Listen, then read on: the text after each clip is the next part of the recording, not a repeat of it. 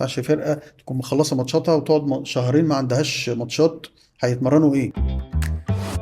رأيك في اتحاد الكرة الحالي ايه التغييرات اللي ممكن يعملها ترفع تاني مستوى الكرة والأندية وتفيد اللعيبة وكل حاجة؟ اتحاد الكورة جه على مشاكل كبيرة جدا، منها بقى عدم انتظام الدوري. وطبعا الدوري منتظم السنة دي، وده يمكن أول مرة السنة من سنين طويلة الدوري منتظم، الفرق كلها لعب قد بعض، ودي نقطة مهمة جدا. انتظام جدول الدوري عشان انتظام التوقيتات، وقت الانتقالات، انتظام مستوى اللعيبة، لياقتهم، إصاباتهم، كلها دي مهمة جدا. انتظام جدول الدوري مش مجرد جدول بس بينتظم معاه كل شيء. ما ينفعش فرقة تكون مخلصة ماتشاتها وتقعد شهرين ما عندهاش ماتشات. هيتمرنوا ايه في نهايه الموسم؟